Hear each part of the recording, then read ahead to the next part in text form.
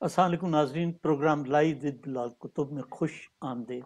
میں ہوں جاوید ریاض۔ لاہور سے میں لائیو جوائن کریں گے بہترین سننے اور بولنے والے سید بلال کتب۔ السلام علیکم بلال بھائی، پروگرام میں خوش آمدید۔ بلال بھائی، جو ٹاپک ہے آج ہم جس پہ بات کرنا چاہتے ہیں وہ ایک بڑا بڑا ہاٹ ٹاپک ہے، آپ کے ہاں بھی، یہاں پر بھی، بلکہ پوری دنیا میں۔ پہلے ایک فیملی لائف ہوتی تھی، لوگوں کا ٹائم ہوتا تھا بات چیت کا، یہ وہ فیملیز گیدرنگ، دوستوں کی محفلیں، کافی ہاؤسز۔ لیکن اب جو ہے نا وہ ڈیجیٹل میڈیا کا دور ہے، ہر آدمی اس کا استعمال کرتا ہے اور بھرپور طریقے سے۔ اگر کروڑوں جرنلسٹ بن گئے ہیں، کروڑوں تجزیہ نگار بن گئے ہیں، اور پھر جس طریقے سے اس کے اندر ایک دوسرے کی کردار کردار کشی کی جاتی ہے، یا ایک غلط چیز کو پروپیگیٹ کر دیا جاتا ہے، اور سیکنڈز کے اندر لاہور میں کچھ واقعہ پیش آتا ہے، یہاں ہم شکاگو میں، نیو یارک میں، کیلیفورنیا میں، حسب توفیق حسب ذائقہ ہر آدمی اس سے انجوائے کر رہا ہوتا ہے۔ ہم اس کے اوپر میں چاہوں گا کہ آپ ضرور ضرور اس کے اوپر بات کریں کہ اس کا استعمال کس حد تک صحیح ہے، کس حد تک غلط ہے۔ جی بلال بھائی۔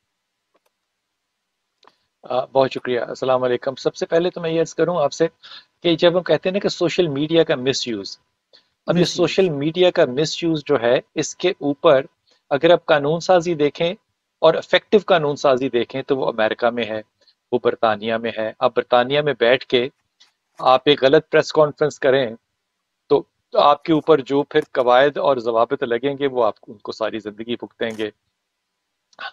یہ جو آپ فرما رہے ہیں نا کہ ڈیجیٹل میڈیا کی جو مس یوزج ہے، اس کا اب سعودی عرب سے تو تعلق نہیں ہو سکتا نا، اس کا ایران سے بھی تعلق نہیں ہو سکتا، جی چائنا سے تو اس کا تعلق ہو ہی نہیں سکتا۔ اس کا تعلق بالکل۔ ہے ان مسلم ممالک سے جن میں کہ پاکستان جو ہے وہ سر فہرست ہے، کہ آپ کیا کرنا چاہتے ہیں اس کے ساتھ۔ اب غور کیجئے، میں صحابہ بیٹھے ہیں رسول پاک صلی اللہ علیہ وسلم کے پاس، اور صحابہ بیٹھے ہیں۔ اب یہاں پہ دیکھیے بات دل پکڑا نہیں جاتا۔ صحابہ بیٹھے، رسول پاک صلی اللہ علیہ وسلم نے کہا کہ کچھ لوگ ہوں گے جو روز قیامت پہاڑوں جتنے اعمال لے کے آئیں گے، نیکیاں، پہاڑوں جیسے اعمال، نمازیں، روزے، زکاتیں، پونچے اونچے، داڑیاں لمبی، پگیں، امامیں، سب کچھ، مسجدوں کے چندے اکٹھے کر کر کے مسجدیں خالی بنا بنا کے انہوں نے دنیا، امال ہی امال۔ اللہ ان کو، یہ میں اپنے لفظ استعمال کروں، مٹی اڑائے گا جیسے طرح پھونک مار کے اڑاتے ہیں، اڑا دے گا اللہ، امال کو اڑا دے گا۔ یا رسول اللہ، ان کو اڑا دے گا، وہ کون لوگ ہوں گے؟ کہا تم جیسے۔ تم صحابہ کی جیسے۔ تو جان ہی آ گئی نا حلق میں۔ کہا یا رسول اللہ، وہ بھی ہم جیسے ہوں گے؟ کہا ہاں۔ یا رسول اللہ، کیوں اڑا دے گا اللہ ان کے امال کو؟ اللہ کے رسول نے پتا کیا کہا کہ ان کے ظاہری طور پہ امال بہت اچھے تھے، لیکن اللہ نے یہ ان کے مالوں کو مٹی کی طرح، ان کے پہاڑوں کو مٹی کی طرح اڑایا، اس لیے کیونکہ ان کی تنہائیاں جو تھیں، ان کی جو تنہائیاں جو تھی وہ پاکیزہ نہیں۔ پاکیزہ اب یہ نہیں۔ جان حلق میں نہیں آتی، پاکیزہ نہیں تھی۔ اب اس بات کو آپ یہ اینڈرائڈ سے پہلے دیکھیے تو مجھے بتائیے، تو ہم نے تو اپنے بچپن میں بھی قرآن حکیم کسی مولوی سے تنہائی میں نہیں پڑھا، اماں نہیں۔ کہتی تھی سامنے بیٹھ کے پڑھو، وہ کھلے کمرے میں پڑھو، بچیاں تو پڑھتی نہیں تھیں بالکل۔ تو ان کی کس طبقے کی تنہائی پہ آپ کو شک ہے؟ کیا کانوینٹ آف جیسن میری کی نن کی تنہائی پہ آپ کو شک ہوا ہے؟ کیا آپ کو کیتھولک پروٹیسٹنٹ فادر کے چرچ کی تنہائی پہ کبھی شک ہوا ہے؟ یہ غور کیجئے، یہ کہتے ہوئے بات دکھتا ہے دل کہ جن کی تنہائیاں کا اچھی نہیں ہے، وہ لوگ ہیں جن کا میرا نبی ذکر کر رہا ہے۔ اب آپ کو نبی کی بات قبول نہ ہو تو وہ آپ کی اپنی مرضی ہے۔ اب جب آپ اینڈرائڈ پہ بیٹھ کے وہ گندے گندے کمنٹ دیکھ رہے ہوتے ہیں، پڑھ رہے ہوتے ہیں، یا ڈاؤن لوڈ کر رہے ہوتے ہیں وہ سائٹس جو کہ تنہائی کی سائٹ ہی ہوتی ہے، تو آپ کو کیا کہیں کوئی جواب طلبی ہوگی؟ جواب ہے ہاں۔ کیا آپ کی یہ جواب طلبی آپ کے لیے حقیقت ہے؟ جواب ہے نہیں، بالکل بھی نہیں۔ یہ ان کے لیے حدیث ہے جن کا خدا سچا ہے، جن کا جو خدا ڈرتے ہیں۔ حقیقی ہے، جو ڈرتے ہیں اللہ سے۔ اس لیے اللہ نے کہا کہ تحقیق کے بغیر بات کو نہیں پھیلانا۔ ہمارا تو سارا میڈیا کا پرائم ٹائم ہی بات کو آگے اور غیبت پھیلانے پہ چلتا ہے۔ اب غیبت ہی جب آپ کا رزق بن جائے، روٹی بن جائے، اور وہی آپ کا ذریعہ معاش بن جائے، تو آپ سوچئے کہ اس ملک میں جمعہ پڑھنے کا فائدہ میری سمجھ سے تو بالا تر ہے۔ وہ کہے گیا کہ نہیں نہیں وہ ٹھیک ہے، وہ آئیڈیلزم ہے جو آپ باتیں کر رہے ہیں۔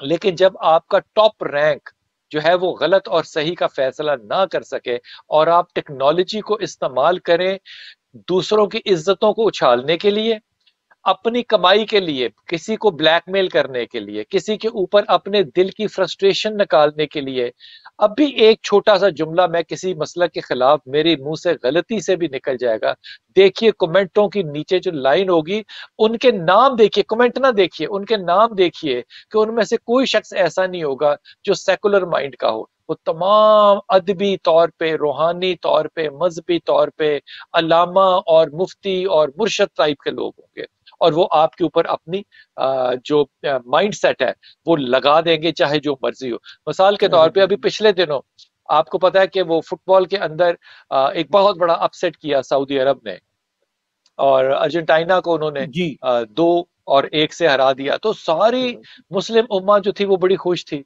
ساری مسلم۔ اب وہ یہاں پہ پاکستان میں ذرا غور کیجئے، چھٹی اناؤنس کر دی تھی انہوں نے، اور قطری شہزادہ جو کہ 10 سال سے سعودی عرب کے ساتھ لڑ رہا تھا، تمیم، اس نے ان کا فلیگ گلے میں ڈال لیا تھا۔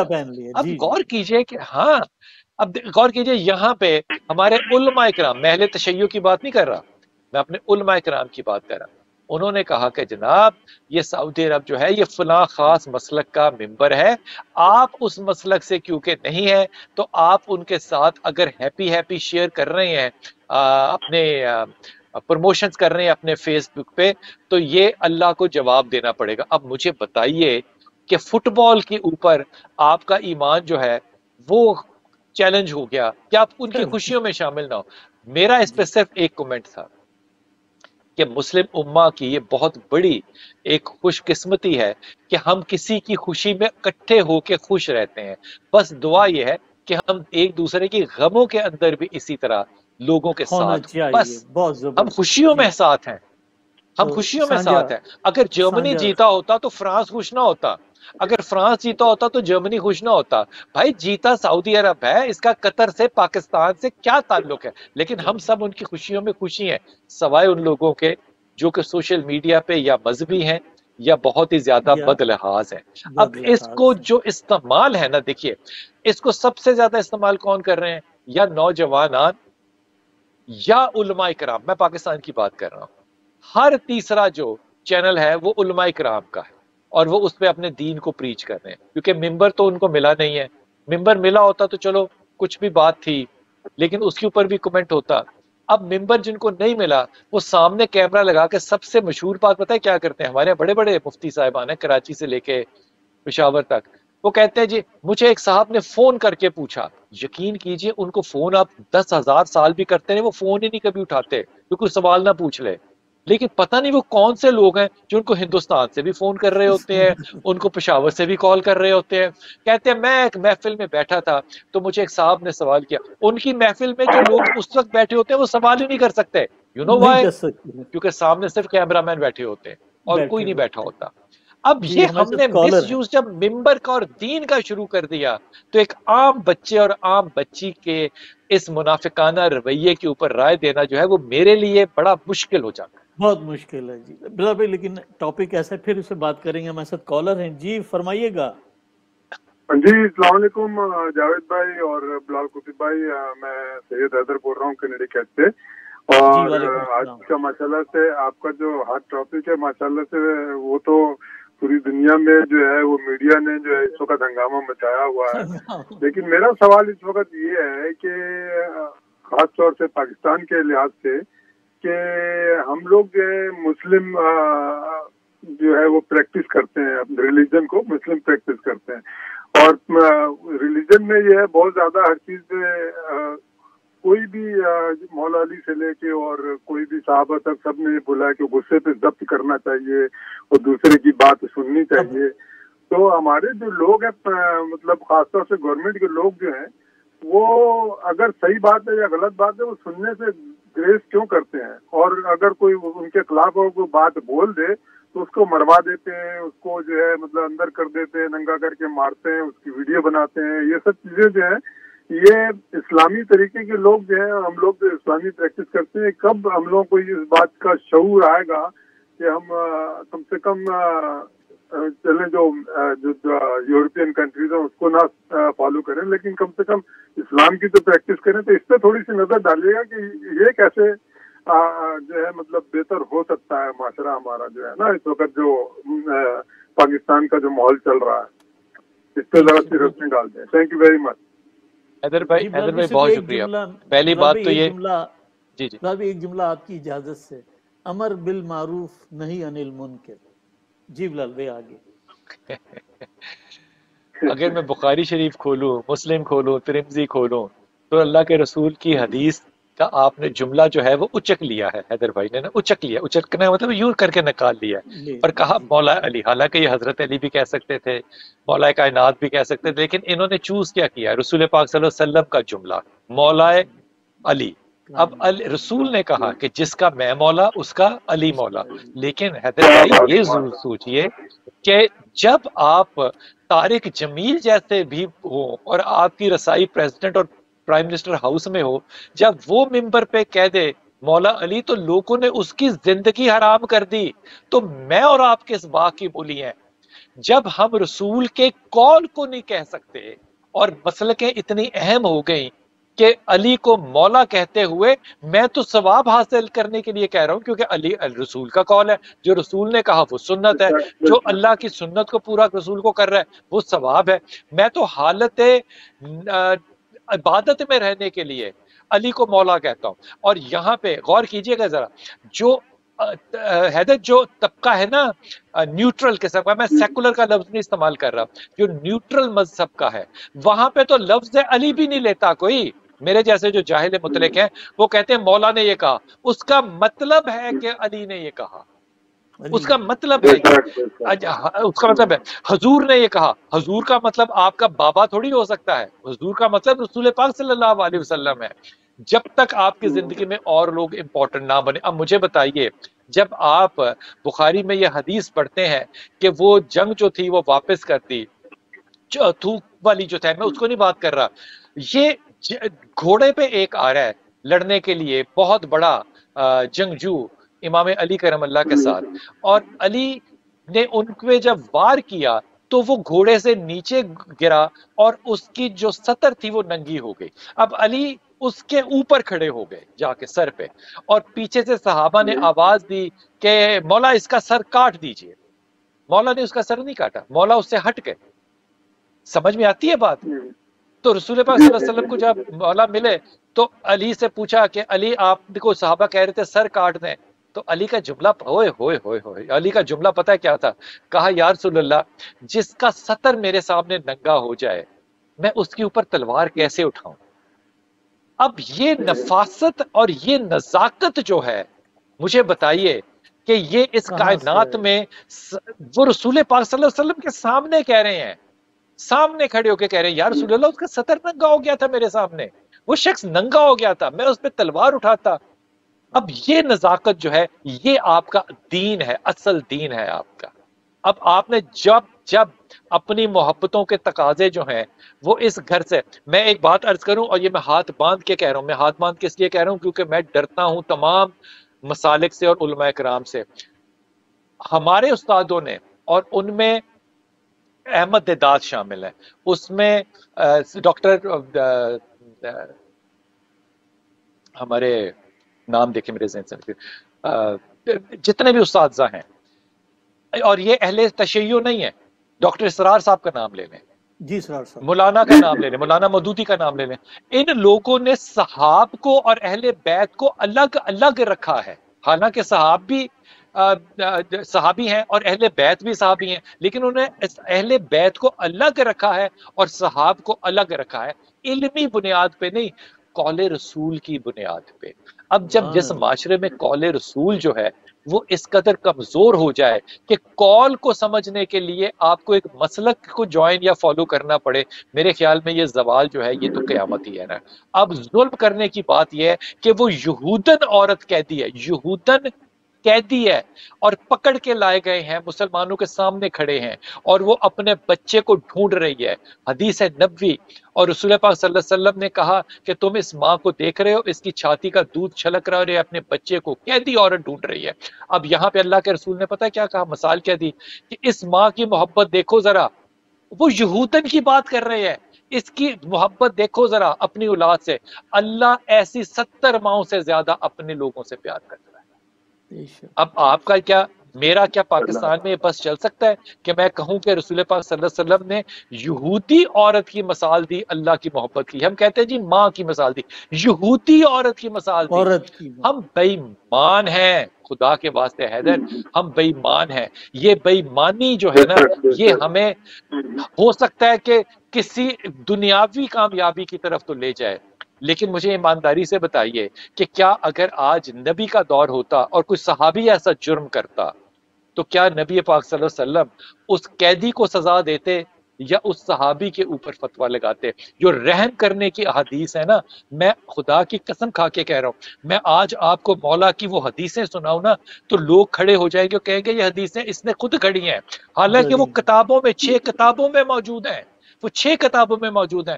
انصاف کرنے کا مطلب یہ ہے کہ آپ چھوڑ کے بھی آئیں، اس کو بخشش بھی کر دیں، اس کو گھوڑا بھی دے دیں، اس کو پیسے بھی دے دیں، اور اس کے بعد وہ اگلے دن مسجد نبوی کے اندر بیٹھ کے وضو بھی کر رہا ہو اور کہہ رہا ہو نبی سے کہ جماعت نہیں کرانی، میں نے آپ کے پیچھے پڑھنی ہے نماز۔ اور مولا کو رسول پاک کیا کہہ رہے ہو کہ میں نے تو تجھے ایک زبان کاٹنے کو کہا تھا، تو نے تو اس کی 7 نسلوں کی زبان۔ یہ وہ ایمان ہے جس سے نہ تقاضے ہمارے علماء نے پورے کیے، نہ ریاست نے پورے کیے، نہ اداروں نے پورے، نہ ہم نے پورے، بلال بھائی نہ ہم نے پورے کیے۔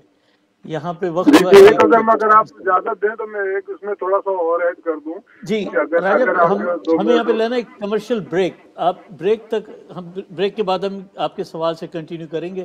یہاں پہ وقت ایک مختصر سے بریک کا، ملتے ہیں بریک کے بعد۔ ناظرین، پروگرام میں ایک بار پھر خوش آمدید۔ لاہور سے ہمیں لائیو جوائن کیے ہوئے ہیں بہترین سننے اور بولنے والے سید بلال قطب۔ آپ کے سوالات، بلال بھائی کے جوابات۔ جی ہمارے ساتھ کالر ہیں؟ جی ہاں بالکل ہے جی بلال بھائی ان کو آپ پورا جواب کر دیجئے، پھر ایک اور جواب سوال ہے یہ میں آپ سے پوچھوں گا۔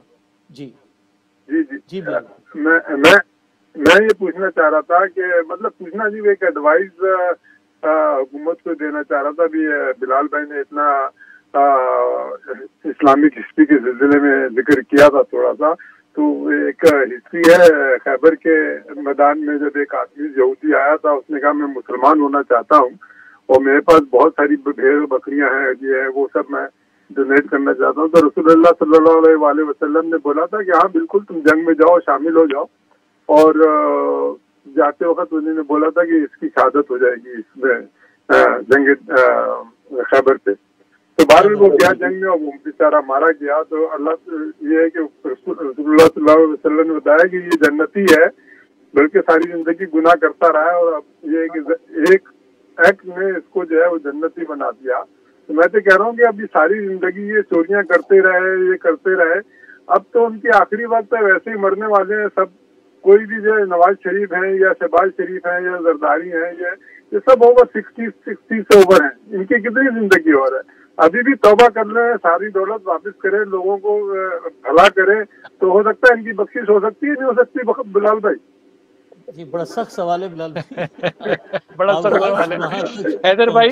آپ نے جو حدیث عطیہ کی نا، اس حدیث کو میں اہل سنت کے ہاں جس روایت کے جس طرح سے لکھا ہوا ہے میں وہ آپ کو ہدیہ کر رہا ہوں۔ یہ بکریاں چرانے والا آدمی تھا، اس نے جب جنگ دیکھی تو اس نے رسول کے پاس آئے اور کہا کہ یہ جنگ میں اگر میں جاؤں تو کیا ملے گا مجھے؟ اب اس کا جواب مال غنیمت بھی ہو سکتا تھا۔ آپ نے کہا تمہیں جنت ملے گی۔ اس نے رسول کو کہا کہ آپ مجھ سے عہد کرتے ہیں؟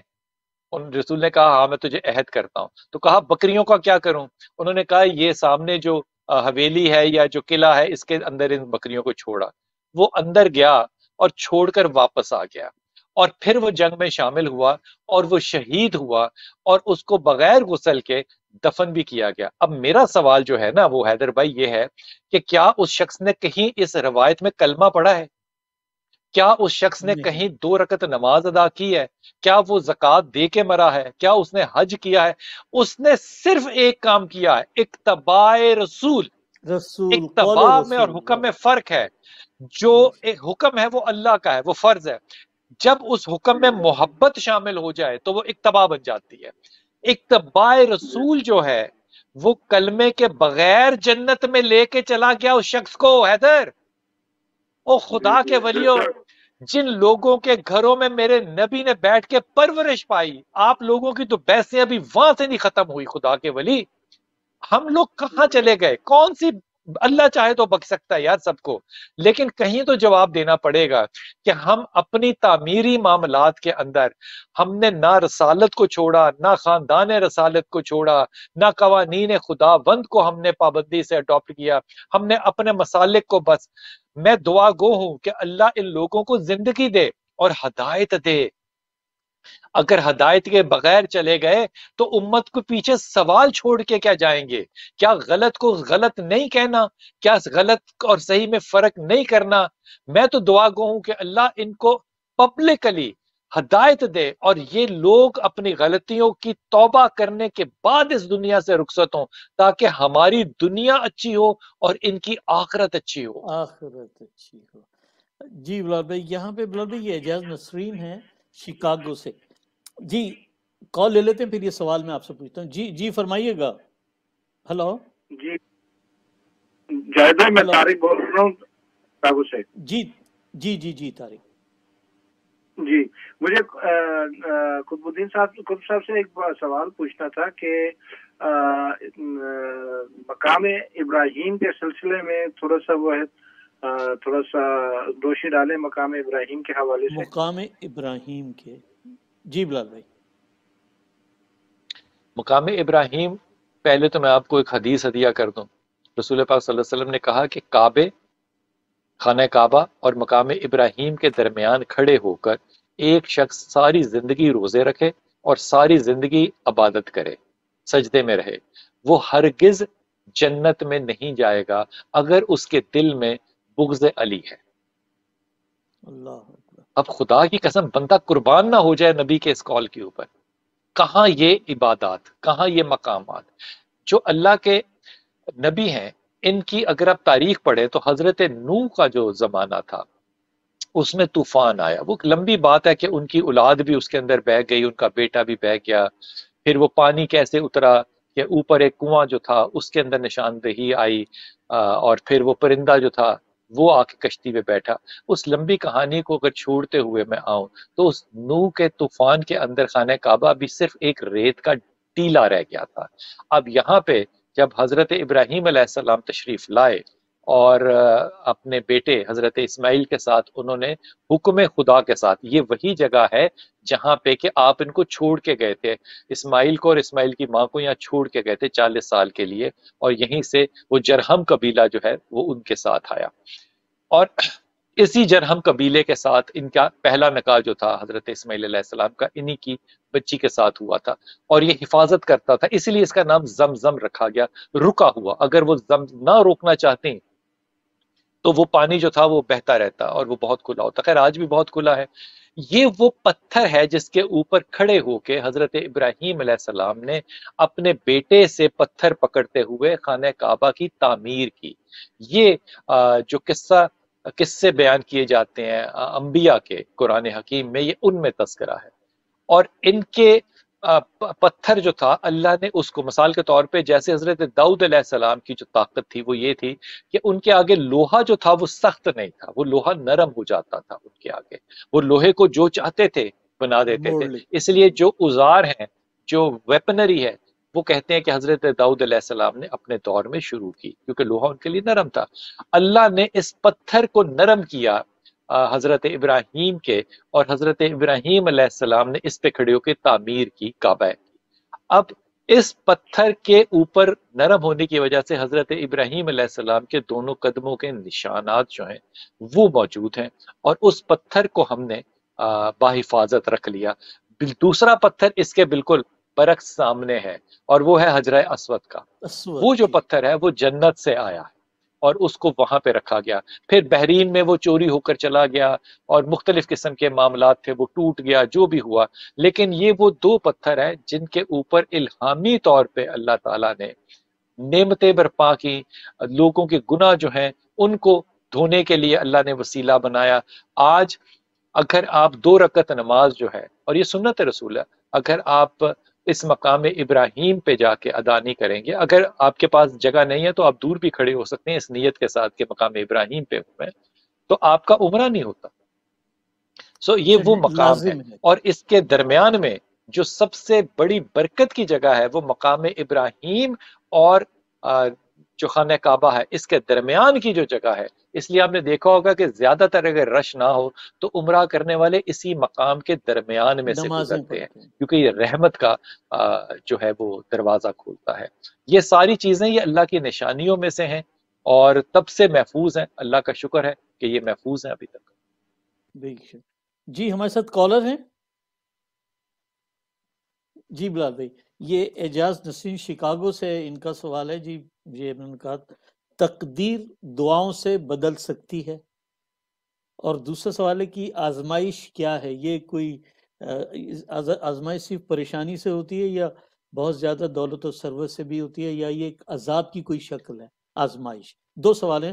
تقدیر دعاؤں سے اللہ تعالیٰ تو دوزخ سے پہلے کسی کو کوئی مشکل دیتا ہی نہیں ہے. تو اللہ تعالیٰ نے ظلم اپنے پہ حرام کیا. یہ جس چیز کو ہم آزمائش کہہ رہے ہیں، میرے خیال میں آپ کی جب خواہشات پوری نہیں ہو رہی ہوتی تو آپ اس کے اگینسٹ کھڑے ہو کے کہتے ہیں کہ اللہ نے مجھ پہ آزمائش ڈالی ہے. بیماری آزمائش نہیں ہے. اللہ تعالیٰ نے اس سے آپ کے گناہ جھاڑنے ہیں. اگر اللہ کی نظر سے دیکھیں گے تو یہ اللہ تعالیٰ کا بہت بڑا رحم ہے. مال اللہ تعالیٰ نے فتنے کی نشانی دیا ہے کہ میری امت میں، اللہ کے رسول نے کہا کہ مجھے شرک کا خوف نہیں ہے، مجھے خوف ہے مال کا، کہ یہ مال کی محبت کرنے لگ جائے گی. تو مال کو تو آپ کبھی آزمائش نہیں سمجھتے. یہ کمال بات نہیں ہے آپ کی. آپ تو غربت کو آزمائش سمجھتے ہیں. اللہ اور اللہ کا رسول غربت میں فخر کتنا کرتا ہے کہ اللہ کے رسول کی دعا ہے کہ اللہ مجھے فقراء کے ساتھ اٹھانا، عمرہ کے ساتھ تو نہیں اٹھانا. یہ آپ کے اپنے پرسپیکٹیو ہیں، کیونکہ آپ کی ڈیزائرز پوری نہیں ہو رہی ہوتی تو آپ کہتے ہیں کہ اللہ کا معاملہ ہے. دعاؤں سے تقدیر بدل جاتی ہے. دیکھیے اللہ تعالیٰ کو آپ اتنا بیچارگی کی طرف نہ لے کے چلے جائیں کہ آپ مانگیں گے تو اللہ تعالیٰ اس کو دے دے گا. اللہ تعالیٰ اس کو 3 حصوں میں تقسیم کرے گا. آپ کی آخرت میں اس کا اجر دے دے گا، آپ کو اس سے بہتر دے دے گا، یا دنیا میں. یہ ڈسکریشن خدا بند کی ہے. اگر آپ خدا بند کی اس ڈسکریشن میں خوش ہیں تو اللہ بھی آپ سے راضی ہو جاتا ہے. یہ حدیث قدسی ہے. تم اپنی خواہشوں میں خدا کو پابند نہ کرو، خدا کی خواہش میں اپنے آپ کو پابند کرو. اس لیے دعاؤں سے جو تقدیر بدلنے کا کانسیپٹ ہے، میرے خیال میں یہ یوں سمجھنا چاہیے کہ وہ دعا جو تقدیر بدل دیتی ہے وہ بھی تقدیر اور مقدر کا ہی حصہ ہوتا ہے. اب یہ شرعی بات نہیں ہے، یہ فلسفے کی بات ہے. اگر آپ کو نہیں یاد کہ آپ لسٹیں بنا کے جاتے ہیں عمرے کے لیے اور آپ کو وہاں جا کے وہ لوگ ہی نہیں یاد آتے، اور جو لوگ وہاں جا کے یاد آتے ہیں وہ آپ کی لسٹ میں شامل نہیں ہوتے. یہ اللہ کی رضا ہوتی ہے، یہ اللہ کی رضا ہوتی ہے. اس لیے میرے خیال میں اللہ سے صرف ایک چیز مانگنی چاہیے کہ آپ دنیا میں اور آخرت میں اللہ تعالیٰ آپ کو ایمان کے ساتھ رکھے، صحت زندگی کے ساتھ رکھے. بس اتنا ہی کافی ہے. وہ جو آپ کی باقی خواہشیں ہیں وہ ہونی ہوں گی تو وہ ہو جائیں گی، ورنہ اللہ اس سے بہتر دے دے گا. لیکن مزاج جو ہے نا، یہ غور کیجئے، اللہ تعالیٰ کے رسول کہتے ہیں روز قیامت کا دن ہوگا اور روشنیوں کے ابھی حساب نہیں ہوا، روشنیوں کے ممبر پہ جو ہے وہ لوگ بیٹھے ہوں گے. کچھ اب سارے لوگ روشنیوں کے ممبر پہ نہیں بیٹھے ہوں گے، ڈسکریشن نظر آ رہی ہوگی. تو میرے جیسے سیکولر مائنڈ جو ہے وہ اللہ سے کہیں گے کہ اللہ میاں یہ بڑی ناانصافی ہے، یہ آپ نے جاوید صاحب کو ممبر پہ بٹھا دیا، میں نہیں ممبر پہ بیٹھا. پھر اس کے بعد اللہ کوئی جواب نہیں دے گا. اللہ ایک فرشتے کو بھیجے گا اور وہ ایک تحفہ دے گا جاوید کو. اللہ کو میں کہوں گا اللہ میاں یہ اب کیا، یہ تو ڈسکریشن ہو گئی ہے، یہ اس کو روشنی کے مینار پہ بھی بٹھایا اور تحفے بھی. خدا کہے گا کہ یہ ان کے تحفے، ان کی وہ دعائیں ہیں جو میں نے دنیا میں قبول نہیں کی. اب میں اللہ سے بارگین کروں گا اور میں اللہ سے کہوں گا کہ اللہ تو مجھے دنیا میں بھیج اور میں دعائیں کروں گا تو قبول نہ کرنا، تاکہ میں بھی جاوید صاحب کی طرح یہیں بیٹھا ہوں. خدا کہے گا مجھے اپنے ذل جلال ہونے کی قسم ہے، اس نے اپنی آنکھوں سے دیکھا ہے، آج بھی میں اس کو دنیا میں بھیجوں گا تو یہ مجھ سے توقع کرے گا کہ میں اس کی رضا مندی اور اس کی خوشیاں اور اس کی دعائیں دنیا میں ہی قبول کر لوں. تو وہ اللہ کا مزاج جو ہے نا وہ ذرا غور کیجئے کہ وہ کس طرح کا ہے. اس لیے کوئی دعا جو کہ تقدیر کو بدلتی ہے، نہیں، وہ بدلتی نہیں ہے. اللہ اتنا کمزور نہیں ہے حساب کتاب میں. وہ مقدر کی دعا ہوتی ہے جو اللہ نے فیصلہ کیا ہوتا ہے کہ میں اس کو بدل دوں گا. یہ دعا کرے گا تو میں اس کو بدل دوں گا، یہ صدقہ کرے گا تو میں اس کی بلا کو روک دوں گا، یہ خیرات کرے گا تو میں اس کے دل کو نرم کر دوں گا. یہ مقدر کا حصہ ہوتا ہے، یہ آپ کی دعاؤں کا اثر ہے، تاثیر ہے، اس پہ میں آرگومنٹ نہیں کرتا، لیکن یہ مقدر کا حصہ ہوتا ہے. سارے لوگ صدقات کیوں نہیں کرتے؟ سارے لوگ خیرات کیوں نہیں کرتے؟ سارے لوگ لوگوں کے لیے آسانی پیدا کیوں نہیں کرتے؟ یہ وصف ہے جو کہ اللہ اپنے خاص بندوں پہ اتارتا ہے. بے شک بے شک، بہت زبردست. جی ہمارے ساتھ کالر ہیں، فرمائیے گا. ہلو جی السلام علیکم. جی وعلیکم السلام. جی راشد بول رہا ہوں جناب. جی راشد، سوال یہ ہے کہ یہ قوالی کیا ہے، قوالی کے معنی، تاریخ اور اس کی حیثیت کیا ہے؟ بہت شکریہ جناب. یار مجھے تو مائگریشن لے دے، خدا کی قسم، تو جس طرح کے سوال کرتا ہے نا میرا بھائی ہے پاکستان میں رہ کے تو ان کے جواب دینے بڑے ہی مشکل کام ہے. دیکھیے قوالی بنیادی طور پہ جو ہے نا یہ کال سے ہے، اور یہ جب ہم کال کی بات کرتے ہیں نا یہ کال سے قوالی ہے. اب جب کال کی بات کریں گے نا تو یہ کال ہے، تو یہ دو چیزیں صرف ہو سکتی، یا کال رسول کو ہم حدیث کہیں گے، یا کال سے مراد ہو سکتی ہے امام کا، علی کا کال، بس. لیکن ہم نیچے نیچے جب زمانے میں آتے ہیں نا تو اپنے بزرگوں کے باتوں کو بھی ہم نے کال کہہ کے ان کو سامنے لے دیا. مثال کے طور پہ آج بھی جب آپ قوالی سنیں گے اور کال سنیں گے تو اس کے اندر جو پڑھنے والے قوال ہیں نا، اچھا پڑھنے والے خاندانی قوال جو ہیں، وہ اس کو حمد سے شروع کریں گے، نعت پہ آئیں گے، نعت کے بعد آپ جو مرضی فرمائش کریں، انہوں نے منقبت ہی پڑھنی ہے، قول علی پڑھنا ہے، اس کے بعد آپ ان کے ساتھ جا کے جو مرضی رنگ جو ہے وہ بکھیرتے پھریں. لیکن یہ کال جو ہے یہ ان بزرگوں کی کالوں کی وجہ سے قوالی ہے تاکہ آپ تک وہ دین کا پیغام پہنچے. یہ تبلیغ کا حصہ تھا، یہ سما جو ہے یہ تبلیغ. ہاں یہ بات الگ ہے کہ ہم نے اس میں ہندوؤں سے بہت کچھ سیکھا، ہمیں اون کرنا چاہیے کہ ہم نے ان سے سیکھا، ان کے بھجنوں کو ہم نے کاؤنٹر کرنے کے لیے اپنا کلچر ڈیولپ کیا، وہ الگ بات ہے. لیکن یہ کال جو ہے یہ بنیادی طور پہ تبلیغ کا حصہ ہے. اور مجھے ایمانداری سے بتائیے کہ ابھی پچھلے دنوں یہ جو ورلڈ کپ تھا اس کے اندر مختلف ممالک کے جو ترانے بجے، اس میں سعودی عرب کا بھی ترانہ تو بجا تھا نا، موسیقی تو اس میں بھی تھی، سما تو اس کے اندر بھی تھا، لیکن آپ نے اس پہ تو انگلی نہیں اٹھائی. لیکن باقی سما پہ تو آپ سارے مل کے انگلیاں اٹھاتے ہیں. میرے خیال میں ہم لوگوں کی تحقیق جو ہے وہ بڑی کم ہے. ان میں سب سے زیادہ جو برابر کی بات کرنے والا آج کی دنیا کا عالم ہمارے پاس موجود ہے میرے خیال میں، وہ غامدی صاحب ہے، جو کہ تحقیق کے ساتھ بھی بات کرتے ہیں موسیقی پہ، منطق کے ساتھ بھی بات کرتے ہیں، احتیاط کے ساتھ بھی بات کرتے ہیں. اب تصویر اور موسیقی دونوں کو آپ شامل کر لیجئے.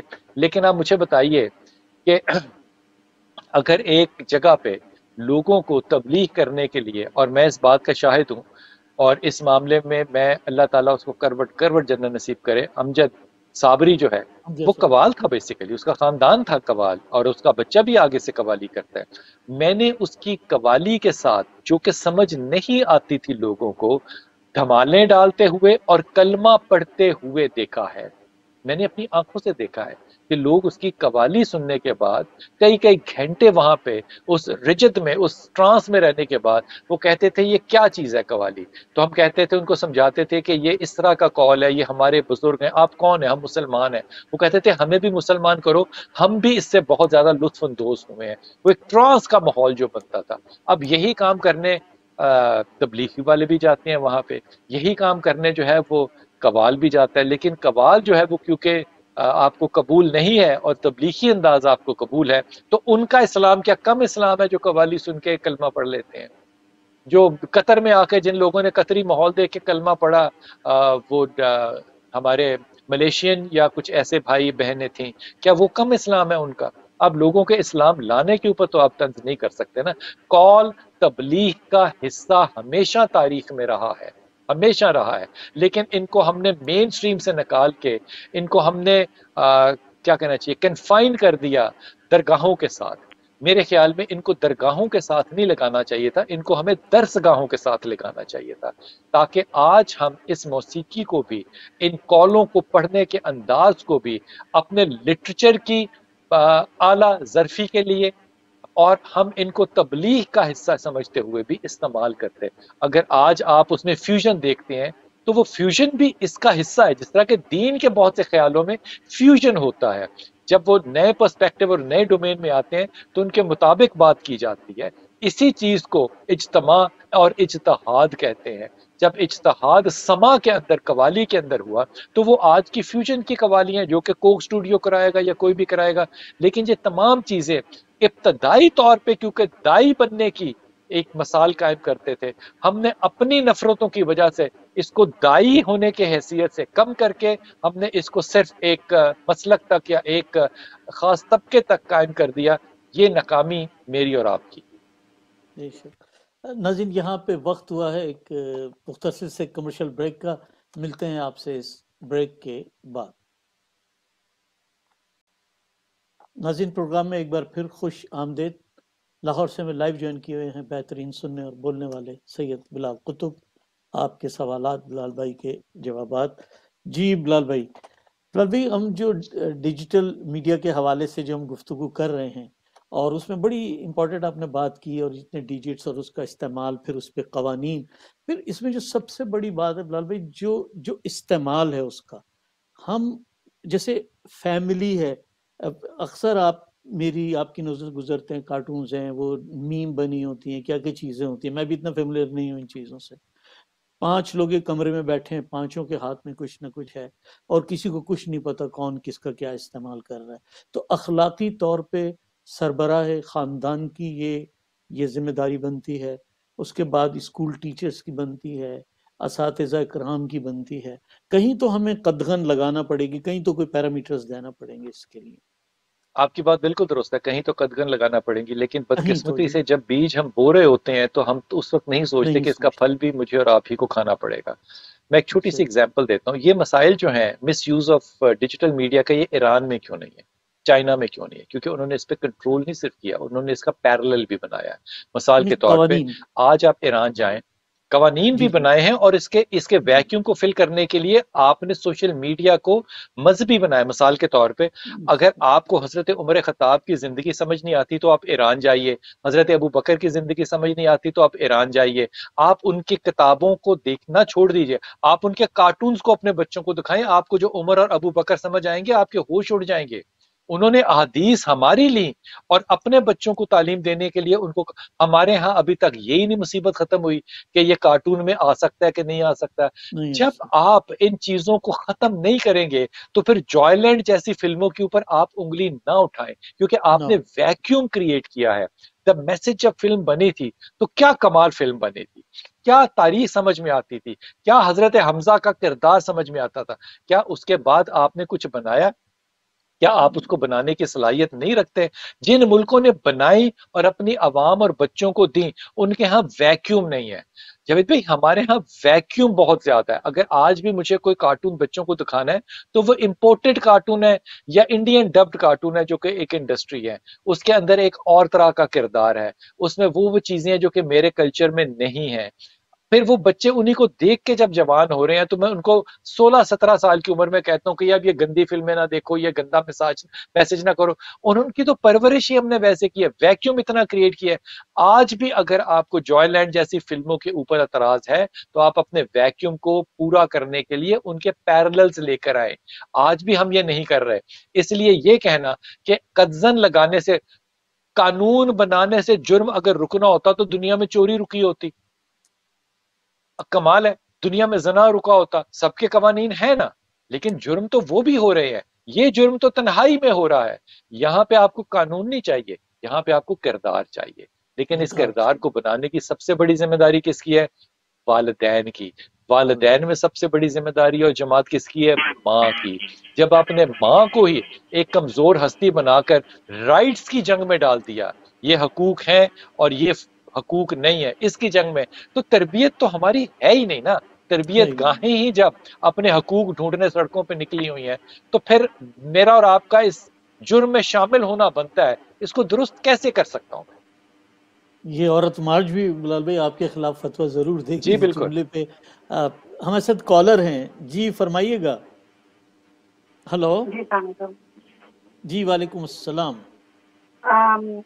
آپ کی گفتگو میں سن رہی تھی سوشل میڈیا کے حوالے سے. ایک رویہ جو ہم بہت زیادہ دیکھتے ہیں پاکستانی مرد، کیونکہ پاکستان میں ایک ریسرچ کے مطابق میل یوزرز زیادہ ہیں سوشل میڈیا کے خواتین کی بنسبت، لیکن جو رویہ ہم مرد حضرات کی جانب سے دیکھتے ہیں وہ یہ ہے کہ خواتین کے لباس، حلیے اور ان چیزوں پہ کامنٹ، ٹرولنگ، اور اس کے علاوہ کوئی بھی خاتون اگر دوپٹہ لیے بغیر سوشل میڈیا پہ آ جائے تو اس کو عجیب و غریب باتیں کرتے ہیں. تو ایک اوور آل جو ایک مسوجنی ہے جو ہمیں نظر آتی ہے ہماری کمیونٹی میں پاکستانیوں میں، تو اس کے حوالے سے میرا خیال ہے بلال بھائی اگر بات کریں تو شاید کچھ لوگ سدھر جائیں. جی بلال بھائی، آخری ذمہ جملہ داری تو آپ آپ کے کا کاندھوں انتہائی پر، غلط آپ کے تھا کاندھوں پر کہ ہے. لوگ سدھر جائیں. سدھرنا تو کوئی نہیں ہے. پہلی بات تو یہ ہو گئی. دوسری بات یہ ہوگی کہ یہ صرف خواتین کے لباس کی بات نہیں ہے. یہ آپ کو بہت زیادہ غلط فہمی ہے کہ خواتین کے لباس کے اوپر ہمیں کومنٹ کرنا ہوتا ہے. میں امامہ کون سا پہنتا ہوں اس پہ بھی کومنٹ اس ہوگا. پہ بھی امامے کا جو وہ کیا کہتے ہیں چاہیے، وہ جو اس کا پراندہ ہے وہ رائٹ طرف لگاتا ہوں کہ لیفٹ طرف لگاتا ہوں، اس پہ بھی ہوگا. وہ یہ ساری پابندیاں ہیں. شلوار قمیض پہنتا ہوں، پینٹ قمیض پہنتا ہوں، اٹھاتا ہوں. مرد عورت دونوں وکٹم ہیں. کن کے وکٹمز ہیں؟ ریلیجس الرجی کے وکٹم ہیں. میں ابھی کچھ دن پہلے ایک انتہائی کنٹروورشل، جو کہ مجھے کہا کسی نے کہ یہ بڑی کنٹروورشل خاتون ہے، تھا نہ بیٹھیں، انٹرویو نہ کریں. میں صرف انٹرویو میں اس کے لیے اس لیے بیٹھا کہ بلاگ لکھ کے وہ عورت اپنا رزق کماتی. سو اس کے رزق میں اگر میں شامل ہو سکتا ہوں حلال میں تو مجھے شامل ہونا چاہیے. مجھے اس کے کردار سے کچھ نہیں لینا. اس نے بھی مجھ سے بات کی. اس نے کہا ریلیجس لوگ جو ہیں وہ دوپٹے اور بغیر دوپٹے کے عورت کے ساتھ جو ہے وہ بڑا فرق کرتے ہیں، فلان کرتے ہیں. میں نے کہا دیکھو بچے، تم میرے بچوں جیسی ہو، تم آ کے بیٹھی ہو. مجھے تو ابھی تک یہ احساس نہیں ہوا کہ تم نے دوپٹہ لیا ہوا ہے کہ نہیں لیا ہوا، کیونکہ قرآن میں پہلا حکم جو ہے وہ نہ دیکھنے کا وہ میرے پہ ہے. تمہارے پہ حکم بعد میں لگتا ہے کہ تم نے کیا کرنا ہے. لیکن میں اپنے حکم کو تو پورا کر لوں نا پہلے. اگر میری نگاہ تمہارے دوپٹے پہ چلی گئی تو میری نیت جو ہے وہ پھر اب فطور کے اندر چلی گئی ہے. مجھے کیا ضرورت ہے کہ میں لوگوں کے دوپٹوں اور لباسوں کے اوپر جو ہے وہ ججمنٹ کرتا پھروں یا دیکھتا پھروں. یہ مطلب پتہ نہیں انتہائی ویلے قسم کے لوگوں کا کام ہے کہ میں ایمانداری سے آپ کو بتاؤں جی، اب چیزیں جو ہیں وہ پاکستان میں جو ہیں وہ 70-80% سے زیادہ مہنگی ہو چکی ہیں. تو مجھے یقین ہی نہیں آتا تھا کہ اتنی مہنگائی ہو سکتی ہے. تو بیگم صاحبہ نے میری کہا کہ اس دفعہ آپ میرے ساتھ چلیے گا. بہانے سے وہ مجھے نا شاپنگ کے لیے لے گئی. میں بالکل نہیں مداخلت کرتا کہ گھر میں میری بیگم کیا کر رہی ہے. تو اس نے زبردستی مجھے اب لے کر گئے. اب مجھے ایمانداری سے بتائیے، ایک میں نے ٹرالی پکڑی ہوئی ہے، ایک وہ سامان اس میں رکھ رہی ہے، ایک بچے کو میں نے پکڑا ہوا ہے، ایک نے مجھے پکڑا ہوا ہے. اب ان سارے حالات میں میں کتنا کا آزاد انسان خیال ہو سکتا ہوں کہ میں ساتھ بھی کسی کو دیکھوں کہ کون اور عورت آئی ہوئی ہے شاپنگ کرنے والے کو. بلکہ وہاں پہ جتنے لوگ ملے تو انہوں نے بڑی خوشی سے مصافحہ نہیں کیا کہ شاہ صاحب کے دونوں ہاتھ جو ہیں وہ اس وقت بڑے مصروف ہیں. اور انہوں نے ہنس کے کہا کہ شاہ صاحب پھر آپ بھی وہی کام کرتے ہیں نا جو ہم کرتے ہیں. وہ جو نارمیلسی کا ریلیشن شپ تھا، میرے خیال میں ہم اس سے دور ہوتے چلے گئے اور ہم نے اپنے اپنے لباس کے تکبرات میں جو کیا کہنا چاہیے جو احترام میں نفس تھا اس کو چھوڑ دیا. میں کیوں کمنٹ کروں گا کسی شخص کو کہ اس کا لباس اچھا ہے یا برا ہے، چاہے وہ مرد ہو چاہے عورت ہو. لیکن میں بحیثیت آدمی آپ کو کہہ رہا ہوں، میں بھی اس کا اتنا ہی وکٹم ہوں میری بہن جتنی آپ ہو سکتی ہیں. میرے پہ بھی اتنے ہی کمنٹ ہوتے ہیں کہ سوٹ پا کے حدیث سناندہ کی مطلب ہے. میں تو اس میں کفر کے فتوے لے چکا ہوں. وہ کہتے ہیں جی کالا کپڑا پہننا، اب کالا سوٹ پہننا اب CNN سے لے کے BBC سے لے لیں، وہاں پہ جو آدمی کا یونیفارم ہے وہ وائٹ شرٹ، بلو شرٹ، بلیک سوٹ یا ڈارک کلرڈ سوٹ ہوتے ہیں. اب وہ ان کو اگر وہ خانہ کعبہ سے جوائن کر دیں تو میں خوش ہوں گا, اگر وہ اہل تشیع سے جوائن کر دیں تو مجھے دکھ ہوتا ہے. یار خدا کا واسطہ ہے, تم اپنی نظر کو تھوڑا سا تو بالا کرو نا. یہ تمام چیزیں جو ہے نا, جو ہم کمنٹ کرتے ہیں, اس میں میری بیٹیاں, میری بہنیں, میری مائیں سب شامل ہیں نا. میں جب ان کو نہیں جانتا کہ وہ کیا کرتی ہیں, میں ان کو نہیں جانتا وہ کیا کرتی ہیں, ان کا ایمان ان کے ساتھ ہے. میرا کام صرف یہ ہے کہ میں گھر میں ایک پیراڈائم قائم رکھوں. مجھے آج تک, میں حلفاً کہہ رہا ہوں آپ کو, مجھے 40 سال ہو گئے ہیں تبلیغ کے کام میں نے ابھی تک کسی خاتون کو بے ادب نہیں دیکھا. میں نے کبھی کسی خاتون کو, وہ جس مرضی لباس میں ہو, رسول پاک صلی اللہ علیہ وسلم کے نام کے آتے ہی صلی اللہ علیہ وآلہ وسلم نہ کہتے ہوئے نہیں سنا. چاہے وہ برطانیہ کی ہو, چاہے ان کے دل اور سینے اور آنکھیں جھک جاتی ہیں. جہاں لوگوں کی آنکھیں میرے نبی کے نام پہ جھکتی ہوں, میں ان کے گریبان, ان کے بازو اور ان کے دوپٹے دیکھوں, میرے خیال میں شرم سب سے پہلے مجھے کرنی چاہیے. مجھے کرنی, بالکل بالکل ابرار بھائی, اس میں کوئی دیکھیں نا, جو ہمارے کانوں میں جو مذہبی منافقت, سیاسی منافقت, اتنا زہر گھول, دیکھیں کھانے میں زہر ملا دیا جائے نا تو ایک آدمی یا ایک فیملی مر سکتی ہے. لیکن یہ جو سوشل میڈیا سے جو زہر ہمارے کانوں میں گھولا جا رہا ہے, ہمیں دکھایا جا رہا ہے, اس سے کہ پوری کی پوری انسانیت خطرے میں. میں تو مطلب جاوید بھائی, میری ماں سیدہ عائشہ کے پاس جب تحفہ کوئی لینے کے لیے آتا تھا نا, میری ماں جب تحفہ دیتی تھی تو روایتیں یہ بتاتی ہیں کہ میری ماں ان کو کپڑے میں بند کر کے, جیسے کہ آج کل ہم پیکٹ کے اندر کاغذ بند کر کے اوپر پھول لگاتے ہیں, وہ سجا کر دیتی تھی, تحفہ سجا کر دیتی تھی. تو آج کیا ہم نہیں چاہتے کہ ہمارے بچے, ہماری بچیاں سجی ہوئی نظر آ رہی ہوں؟